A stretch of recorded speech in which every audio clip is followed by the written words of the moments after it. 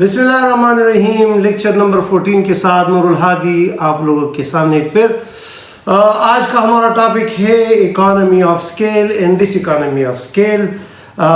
सबसे पहले तो मैं आप लोगों का शुक्रिया अदा करूँगा कि आप लोग जो हैं मेरा चैनल देख रहे हो, चैनल को सब्सक्राइब भी कर रहे हो, साथ शेयर भी कर रहे हो।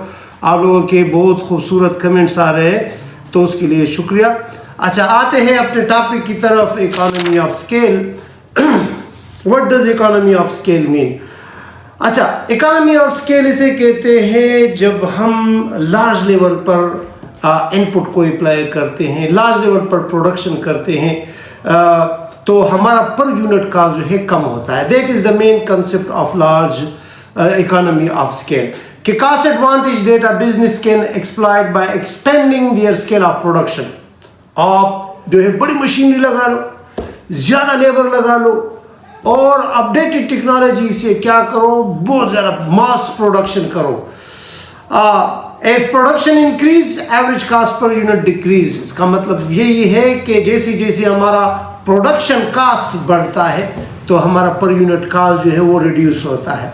Manufacturing of cars on large scale reducing cast per unit पर कार। फॉर एग्जांपल, हम अगर कार्स को बनाए बड़े सतह पर, मोटरसाइकिल्स जो है वो बनाए बड़े सतह पर, शूज़ बनाए बड़े सतह पर, तो हमारा क्या होता है, हमारा पर यूनिट कास्ट कम होता है। अच्छा, अल्फ्रेड मार्शल ने इकोनॉमी ऑफ स्केल को दो हिस्सों में तकसीम किया है कि type of economy of scale जो है वो दो है। एक इंटरनल इकोनॉमी ऑफ स्केल हासिल होता है which is with in a company. हमारे पास कौन कौन से है, टेक्निकल इकोनॉमीज है, मैनेजरियल इकानमी हासिल करते हैं, फाइनेंशियल इकानमी हासिल करते हैं, मार्केटिंग इकानमी हासिल करते हैं, परचेजिंग इकानमी हासिल करते हैं। एक्सटर्नल इकानमी ऑफ स्केल में जो इंडस्ट्री वार्ड होता है उसमें कंसंट्रेशन ऑफ सप्लायर होता है, स्किल लेबर होता है, इम्प्रूव इंफ्रास्ट्रक्चर होता है। तो आओ इसको हम फर्दन जो है एक्सप्लेन करते हैं। अच्छा, इंटरनल इकानमी ऑफ स्केल क्या होता है? Technical economy, use of advance machinery, automation and specialisation. देख, आप जब प्रोडक्शन करते हो और मशीनरी मंगवाते हो और मशीनरी जो है वो एडवांस लेवल पर होती है, मतलब महंगी मशीनरी आपने ख़रीद ली। अभी महंगी मशीनरी से क्या होता है, आप लार्ज लेवल आप प्रोडक्शन करोगे। फॉर एग्जांपल, करोड़ों रुपए की आपने मशीनरी ख़रीदी और उससे फिर आप जो है कम प्रोडक्शन करोगे तो आपका पर यूनिट कास्ट बहुत ज़्यादा होगा। लेकिन अगर आप उससे मास प्रोडक्शन करोगे तो क्या होगा, आपकी टेक्निकल इकानमी आएगी, यानी आपका जो मशीनरी का खर्चा है वो कम से कम होगा।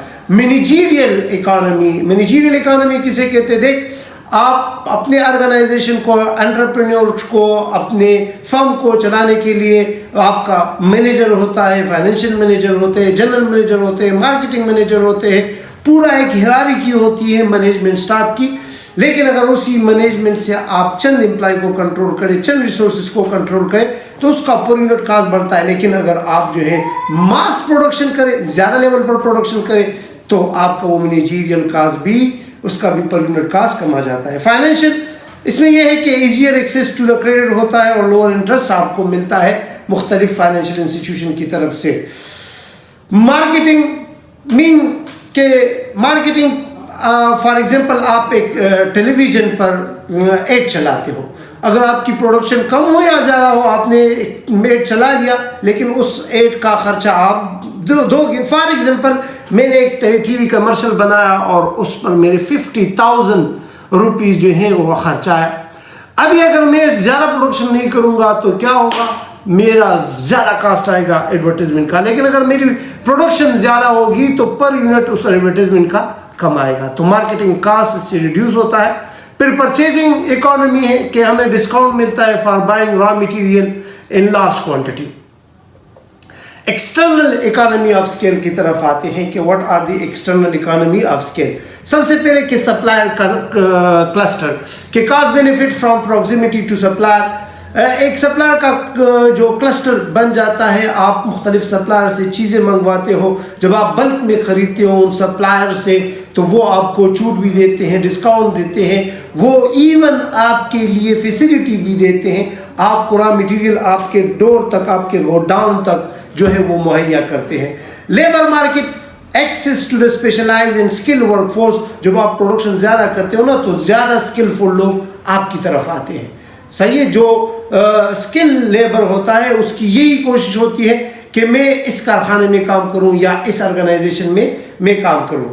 اچھا, innovation and research and development. Innovation and research and development ایک آج کل آرگنائزیشن کو چلانے کے لیے ریسرچ اینڈ ڈیولپمنٹ کا ایک یونٹ جو ہے وہ ضرور ہونا چاہیے.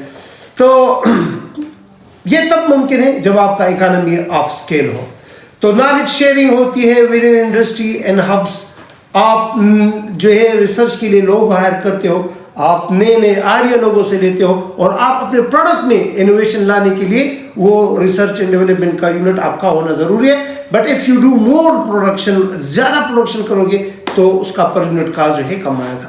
انفراسٹرکچر امپروومنٹ ہوتی ہے, انفراسٹرکچر اکانومی آتی ہے کہ improve transportation network that lower shipping cost. آپ بلک میں اشیاء منگواتے ہو تو وہاں پر جو ہے آپ کا per unit cost, for example bulk میں چیزیں منگوا رہے ہو تو آپ نے ایک بہت بڑا ٹریلر جو ہے اس کے لیے ہائر کیا, ٹرک ہائر کیا, یا اسی طرح آپ نے پورا جو وہ ٹرے ہوتا ہے ریل میں وہ جو پورا باکس ہوتا ہے وہ آپ نے ہائر کیا, تو پھر آپ جو مٹیریل منگواتے ہو اس کا پر یونٹ کاسٹ کم آتا ہے. ڈس اکانومی اس کے برعکس کے ڈسک اکانومی آف اسکیل اسی کو کہتے ہیں کہ the point where increasing production leads to the rise in average cost. یعنی آپ اتنے حد تک آپ پروڈکشن کرتے ہو کہ اس سے زیادہ جب آپ پروڈکشن کرو گے تو آپ کا پر یونٹ کاسٹ کم ہونے کا بجائے وہ پھر واپس بڑھتا ہے. So that is called diseconomy of scale. Beyond a certain size یا ایفیشنسی میں آپ کی جو ایک خاص لمٹ تک کیا ہوتا ہے آپ کی ایفیشنسی میں رکاوٹ بن جاتی ہے. فار ایگزامپل ایک کمرے میں 100 مزدور کام کر سکتے ہیں. اگر آپ 100 مزدور کی بجائے اس میں 110 ہائر کرتے ہو تو کیا ہوتا ہے کہ جو ایگزسٹنس لیبر ہے اس کا کام بھی خراب ہو جاتا ہے. ایگزامپل یہ ہے کہ our staff department are inefficient communication in very large company کیا کرتی ہیں, یہ آپ کے انیفیشنسی کو لاتی ہیں آپ کے آرگنائزیشن میں. اچھا, آتے ہیں causes of diseconomy of scale. کون سے کازز ہیں, کون سے وہ ریزن ہیں جس کی وجہ سے آپ کا ڈس اکانومی آف اسکیل آتا ہے. تو نمبر فرسٹ پر ہے مینیجیریل کمپلیکسٹی. بعض اوقات یہ مینیجیریل کمپلیکسٹی میں اتنے ہرارکی آ جاتے ہیں کہ کمیونیکیشن ایشو آ جاتے ہیں, بیوروکریسی کا جو ہرارکی ہوتی ہے کہ کام جو ہے وہ خواہ مخواہ ایک پورے پروسیس سے گزارنا پڑتا ہے. تو مینیجیریل کمپلیکسٹی کی وجہ سے آپ کا اکانومی آف اسکیل بنتا ہے. لیبر ایشوز اس میں آتے ہیں کہ decrease employee motivation, difficulty in management آتی ہے کہ زیادہ لیبر ہونے سے کیا ہوتا ہے کہ اس کے موٹیویشن لیول ڈیکریز ہوتی ہے اور اس کو مینیج کرنا پھر مشکل ہو جاتا ہے. Resource constraint, higher cost for limited resources are product as a production scale کہ آپ کا جو ریسورسز ہوتا ہے اس کی کاسٹ یعنی جس کو ہم اوور یوٹیلائزیشن کہتے ہیں, آپ ریسورسز پر زیادہ بوجھ ڈالتے ہو پھر وہ زیادہ ڈپریسیٹڈ بھی ہوتے ہیں. Operational inefficiency, loss of control and increase oversight cost کہ بعض اوقات ایسے ایکٹیویٹی آ جاتے ہیں جو کہ اوور سائٹ ہو جاتے ہیں جس سے ہمارا جو پر یونٹ کاسٹ ہے وہ انکریز ہو جاتا ہے.